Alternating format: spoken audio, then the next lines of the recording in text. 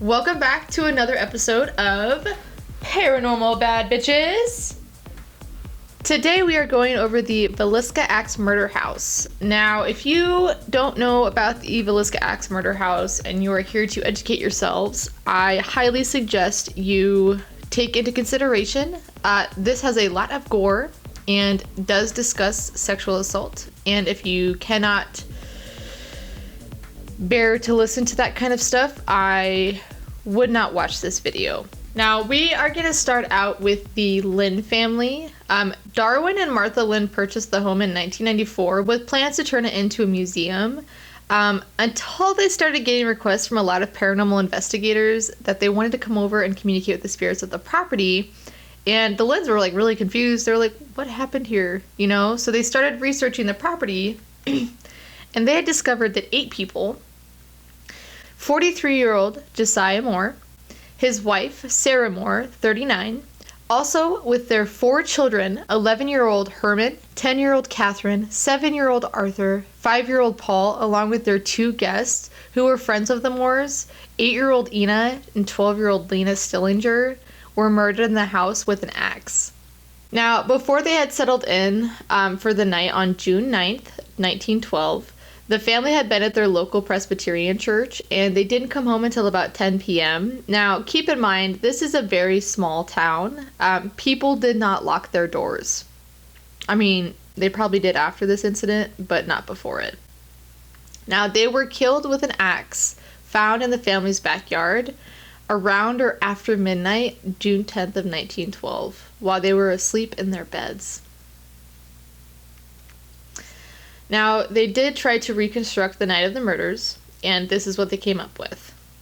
He took an oil lamp off from a dresser, removed the chimney and placed it out of the way under the chair, and then he bent the wick into 2 so that he would minimize the flame and not make it so bright, and it would cast a very dim light.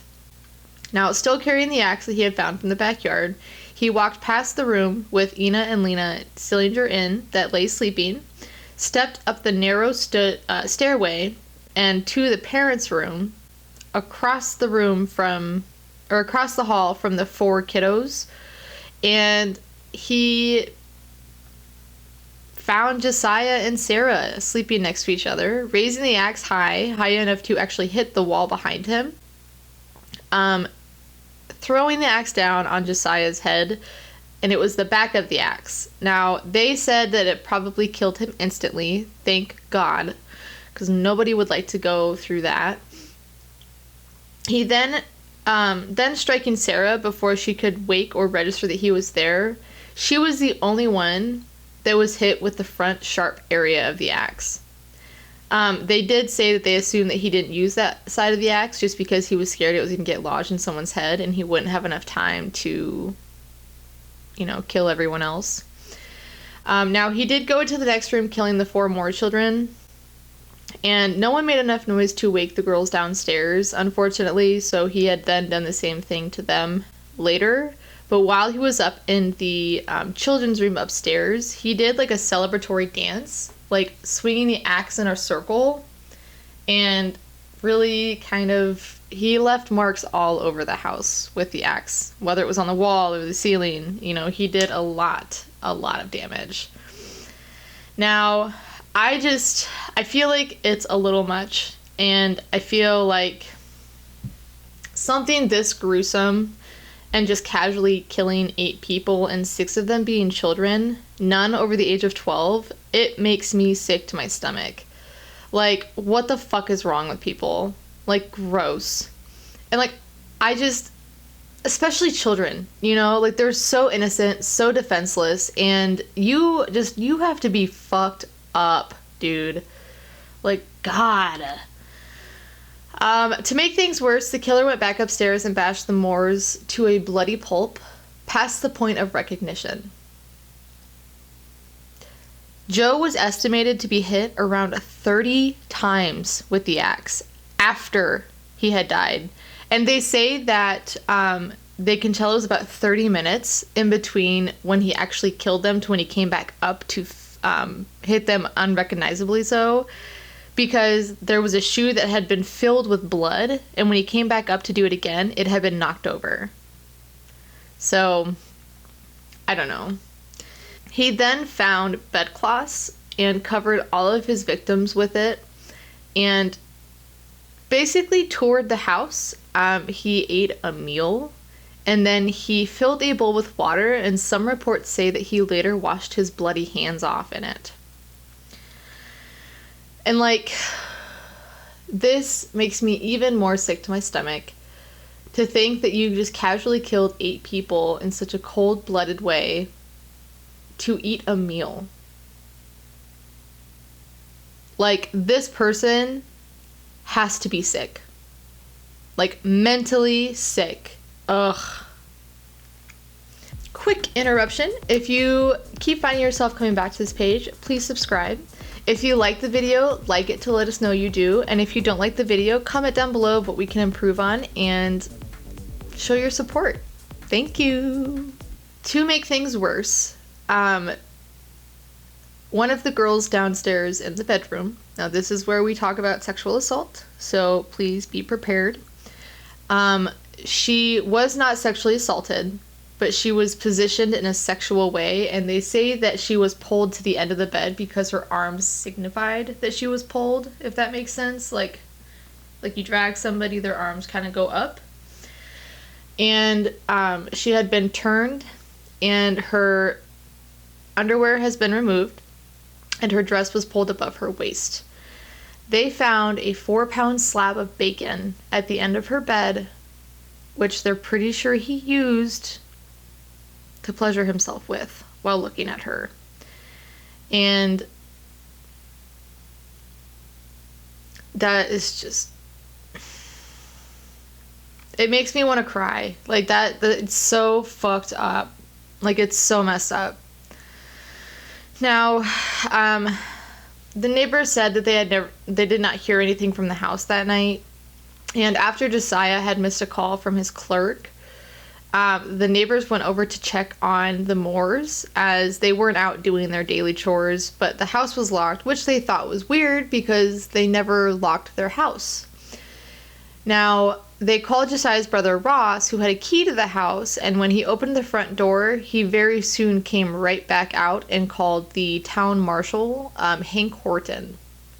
Now, when they walked in, they discovered 2 things: the slab of bacon, a keychain that didn't belong to any of them, and that he had covered every mirror and window in the house with a cover. Now, when they found the bodies, it was horrific and one of the most gruesome murders still to this day, which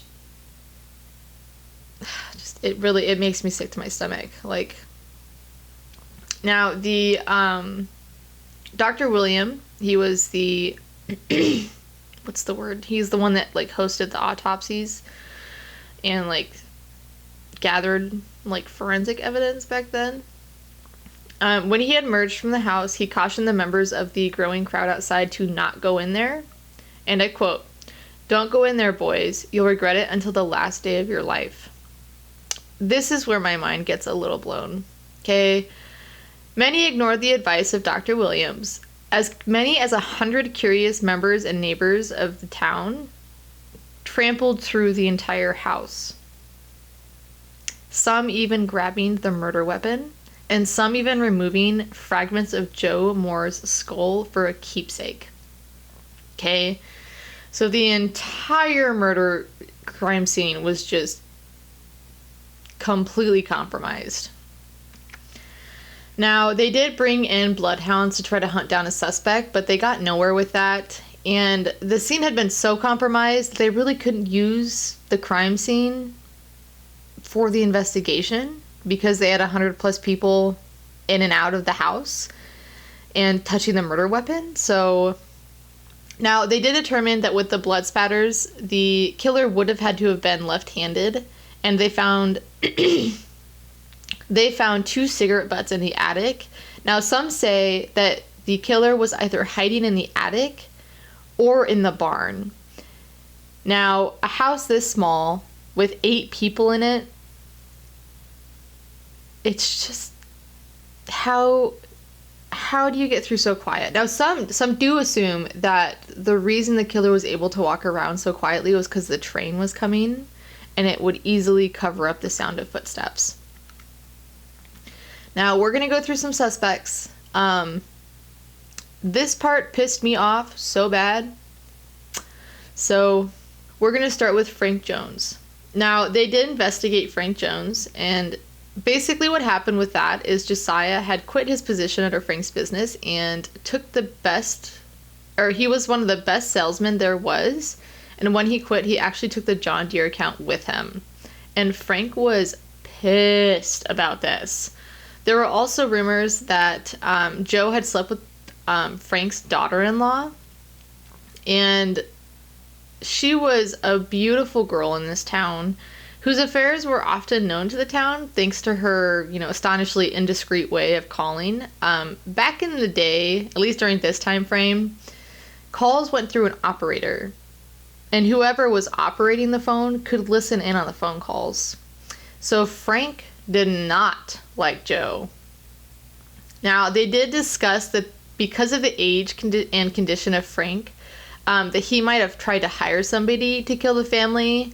Now, it's hard to tell because if it really was Frank, I feel like he wouldn't want to kill the entire family. He'd just want to kill Joe, not the entire, 7 other people.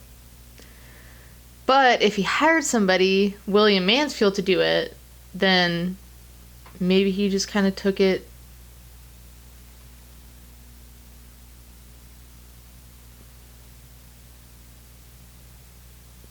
We're just going to act like I didn't hear that.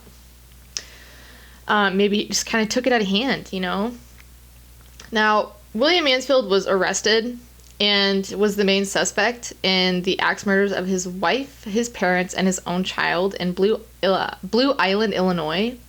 But he had a cast iron alibi soon after he was arrested, and it was confirmed that he was working several hundred miles away in Illinois. So he wasn't in town the night of the murders. So there goes that theory. Paul Miller.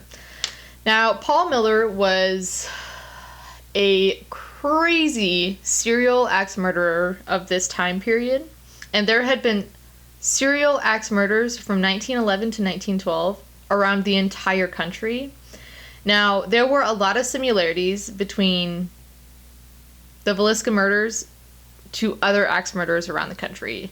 Now, neighbors did see Paul walking towards the train that night, but he didn't say anything.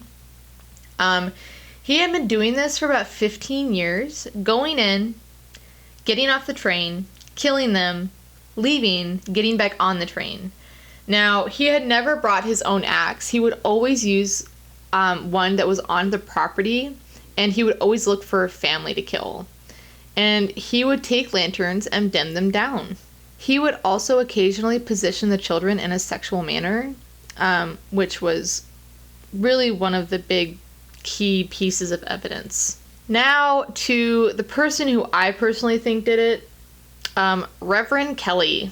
They say that Kelly had attended the Children's Day service at the Presbyterian Church the night of the murders, which, I remind you, Sarah and their children and Lena and Ina Stillinger had been prominent parts of that play, and some say that he really just became obsessed with them that night. And a couple days before that, he had been caught kind of being a peeping Tom. If you don't know what a peeping Tom is, it's really someone who just gets, they get off looking in windows, seeing people change and getting naked and stuff.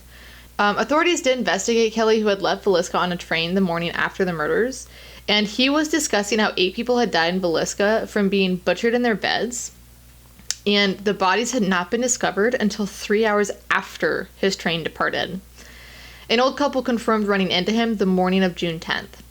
Now, he returned to Villisca a week later and took the unusual interest in the case. He even posed as a Scotland Yard detective just so he could tour the home.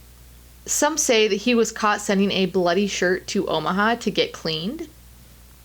And in 1917, he was arrested and repeatedly interrogated and eventually signed a confession to the murders, to which he stated, "I killed the children upstairs first, and then the children downstairs last. I knew God wanted me to do it this way. Slay utterly came to my mind, and I picked up the axe, went into the house, and killed them." Now, he was left-handed, obsessed with sex, and he caught caught peeping into windows just days before the murders took place. Okay, the idea that the killer had waited for the Moores to go to sleep was supported by some evidence. Now, the investigation had revealed that there was an impression in the bales of hay stored in the family barn, and a hole through which the murderers could have watched the house while reclining in comfort, which is like really fucked up. Now, Lena had been found wearing no underwear and with her nightdress drawn up past her waist, but the doctors found no evidence of sexual assault. But there was a bloody handprint on her inner thigh. And back to the 4-pound slab of bacon, he pleasured himself with it. It was wrapped in cloth, I'm assuming for better grip. I don't know. He later recanted his confession and claimed police brutality, and the couple who had claimed to have spoken to him the morning after the murders changed their story. So they had very little evidence after that linking him to the murders, and the first grand jury that heard Kelly's case hung 11-1 in favor of refusing to indict him, and the second panel freed him, which was later in September. Or November. The first one was in September. Now, no one else has ever been tried for the murders, and this case is still open till this day. Right? Which pisses me off, okay? Obviously, it was Kelly. In my opinion. Like, there's no way it wasn't. Like, yeah, I know that there's, like, that one dude that traveled on the trains, but only 10 of them were near railroads. The other 20 that they supposedly have him on had nowhere near been the railroads. And, like, dude, this guy was a peeping Tom. He went to the same play with them as the night before. He covered the mirrors, okay? He had to have felt some sort of shame as he was a reverend and having all of these negative sexual thoughts, especially about children. Like, come on. Like, this guy fucking did it. Anyway, now we're going to talk about the paranormal and some things that happened to the house even till this day. People are known to be scratched or touched, whether it's an overnight stay or a day tour, so it doesn't have to be nighttime for it to happen. Disembodied voices or full conversations can be heard. Footsteps are heard, but no one is there. Shadow figures are seen. They say that there's one shadow figure. Now, doors open and close by themselves. Objects move on their own. Chairs rock, and the dresser doors will open by themselves as well. Batteries are drained on devices so quickly, and mental manipulation is one of the main things people feel when they're here, and it's almost like an intoxicated feeling occurs, and once you leave the house, it takes a couple of hours to feel better. Now, one time, the caretaker of the house was upstairs, heard the front door open, and then footsteps, and then close. He was listening to them walk around and decided he was going to play a prank on them. He hid in the closet waiting for them, and as he heard footsteps approaching, he jumped out to scare them, but nobody was there. It took him a good couple of days to go back to the house after that. There is a rumor that Sally looks like Catherine Moore, and the Sally house, if you didn't know this, is actually the same address as the Villisca axe murder house. They are both located on 508 East 2nd Street. And I'll pop pictures up here so you guys can see the comparison. Now, I